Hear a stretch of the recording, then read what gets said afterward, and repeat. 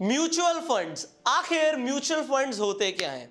अगर ये सवाल आपका भी है कि म्यूचुअल फंड्स होते क्या हैं और किस तरीके से आप म्यूचुअल फंड्स में इन्वेस्टमेंट्स कर सकते हैं, अपने पैसे को बढ़ा सकते हैं, तो ये वीडियो आपके लिए। तो इस वीडियो को आप एंड तक जरूर देखना कि आपको हर वो इंफॉर्मेशन जो आपको चाहिए म्यूचुअल फंड से रिलेटेड वो आपको इस शॉर्ट वीडियो के अंदर मिल जाए। अब सवाल ये नहीं होना चाहिए आपका कि म्यूचुअल फंड्स क्या है, सवाल आपका ये होना चाहिए कि किस तरीके से आप अपने पैसे को बढ़ा सकते हो, अपने पैसे को मल्टीप्लाई कर सकते हो। जब हमारा सवाल ये है कि हमें अपने पैसे को बढ़ाना है, आज हम हर महीने कुछ ना कुछ पैसे कमाते हैं, हमारे पास पैसे होते हैं, चाहे वो बड़ा अमाउंट हो या छोटा अमाउंट हो, पर हम सब चाहते हैं कि हमारा पैसा बढ़े, वो बढ़ जाए। तो बढ़ने के लिए हमारे पास क्या ऑप्शंस होते हैं? सबसे पहला ऑप्शन जो हम सब करते हैं वो ये है कि हम अपने पैसे को अपने सेविंग अकाउंट्स में रखते हैं।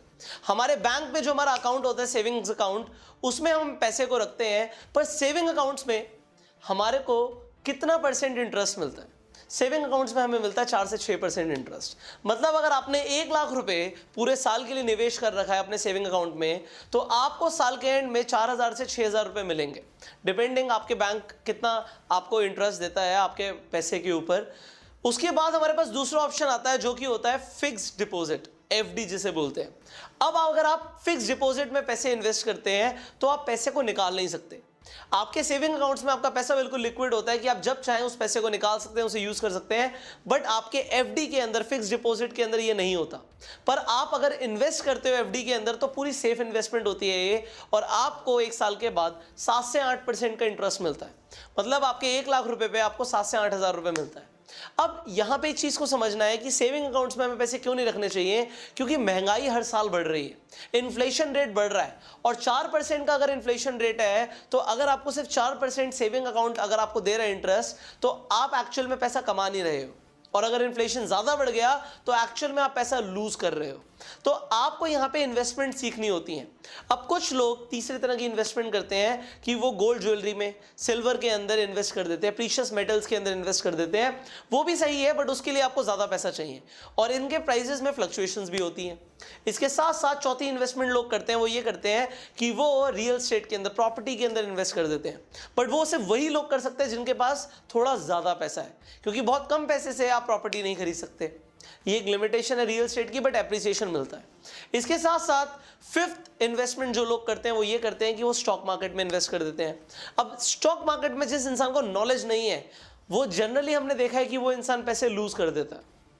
अगर वो इंसान पैसे लूज करता है क्योंकि उसे नॉलेज नहीं होती, तो यहां पर आ जाती है एक इन्वेस्टमेंट जिसके बारे में आजकल बहुत ज्यादा लोग बात कर रहे हैं। आपने टीवी में भी एडवर्टीजमेंट्स देखी होंगी जब लोग बोलते हैं कि म्यूचुअल फंड्स। म्यूचुअल फंड सही है?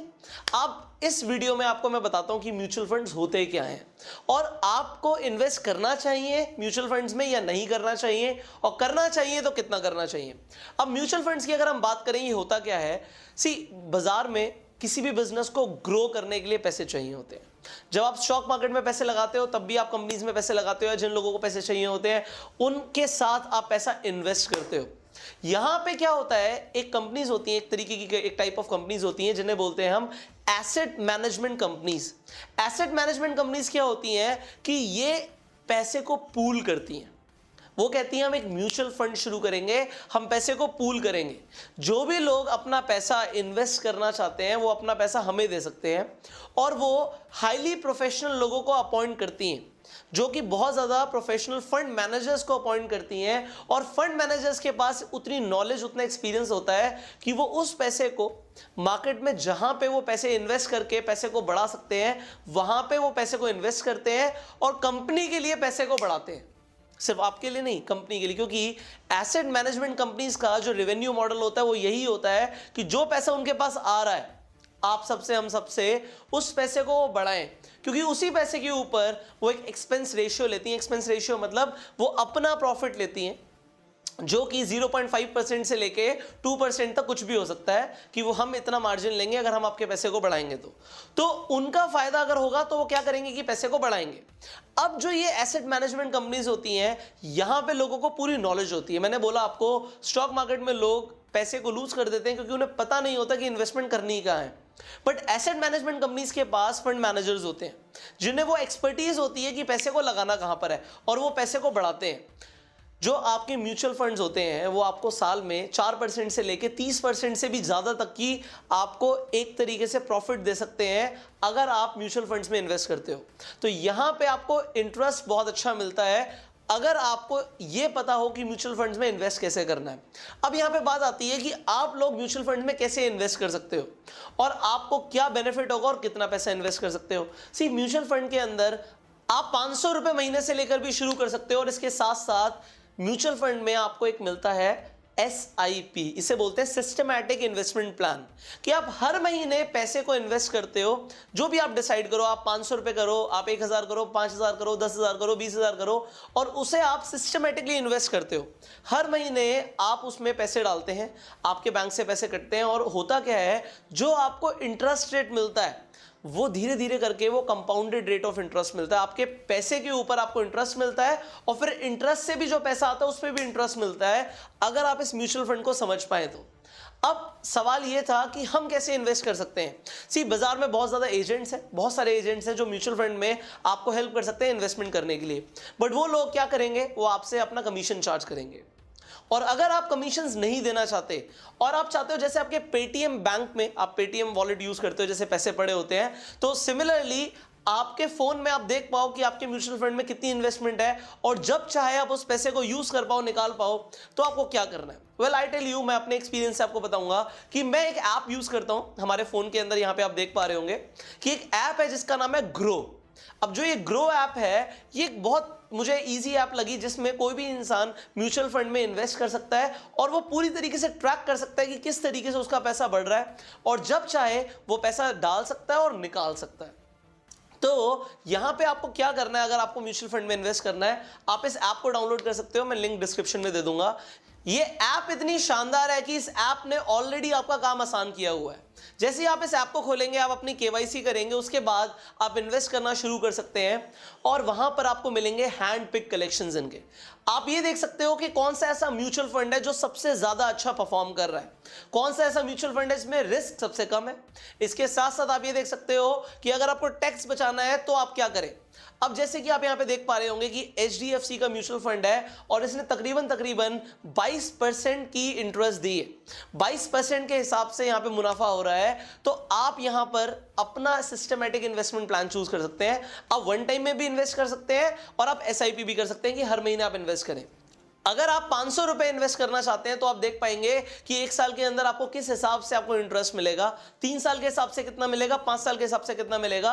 और उसके साथ साथ आप इस ऐप के अंदर किसी भी म्यूचुअल फंड के बारे में जान सकते हैं कि उस म्यूचुअल फंड में प्रोस क्या है, कॉन्स क्या है, उनका फंड साइज कितना है, कितना बड़ा वो एक्चुअल में फंड है, आपको फायदा क्या है, नुकसान क्या है। जब आपको सब कुछ देखने को मिलेगा, आप उस म्यूचुअल फंड की पूरी हिस्ट्री एक ग्राफ के मीडियम से देख सकते हो। आपको यह पता लग जाएगा ये म्यूचुअल फंड कैसा परफॉर्म कर रहा था, और उसके हिसाब से आपको एक आइडिया हो जाएगा कि आप यहां पे इन्वेस्ट करो या ना करो, किस तरीके से उसकी परफॉर्मेंस आ रही है।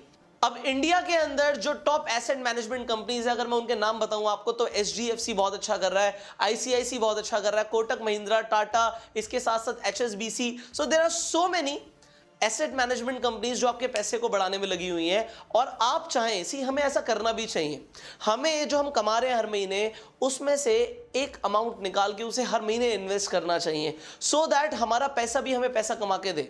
तो आप लोग ट्राई कीजिए कि कोई भी एक स्मॉल अमाउंट से आप शुरू कीजिए, चाहे वो 500 रुपए हो, चाहे 5,000 रुपए हो, चाहे 10,000 रुपए हो, और आप इन्वेस्टमेंट्स करना शुरू कीजिए, आप फाइनेंशियल एजुकेशन लेना शुरू कीजिए। और जैसे मैंने बताया इस ऐप के बारे में, इस ऐप को आप डाउनलोड करके आप पहले देखिए कि कहां कहां पर आप इन्वेस्ट कर सकते हैं, पूरी तरीके से इसकी नॉलेज लीजिए। और एक चीज ध्यान रखिएगा कि जो ये म्यूचुअल फंड्स हैं, ये एक्चुअल में मार्केट में पैसा लग रहा है। अब म्यूचुअल फंड्स यहां पे 3 तरह के हैं। एक तो इक्विटी म्यूचुअल फंड्स हैं कि जो आपका पैसा ये कंपनीज शेयर मार्केट के अंदर इन्वेस्ट करेंगी, वहां पे इक्विटीज खरीदेंगी। तो इक्विटीज में प्रॉफिट बहुत ज्यादा होते हैं और रिस्क भी ज्यादा होता है, बट देखा गया लॉन्ग टर्म में इक्विटीज बहुत अच्छा रिटर्न देती हैं। इसके साथ साथ यहां पे होते हैं डेब्ट म्यूचुअल फंड्स। यहां पे जो ये कंपनीज होती हैं, ये गवर्नमेंट बॉन्ड्स में इन्वेस्ट करती हैं। गवर्नमेंट को अपने बजट के अलावा भी पैसों की जरूरत पड़ जाती है, उन्हें देश चलाना होता है, तो गवर्नमेंट हम लोगों से पैसा लेती है और हम लोगों से पैसा मिलता है इन्हें म्यूचुअल फंड के थ्रू।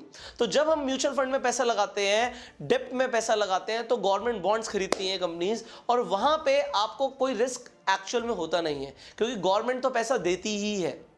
एंड तीसरी तरीके के जो म्यूचुअल फंड्स होते हैं वो होते हैं हाइब्रिड, जो एक कॉम्बिनेशन होता है बोथ इक्विटी एंड डेब्ट फंड्स का।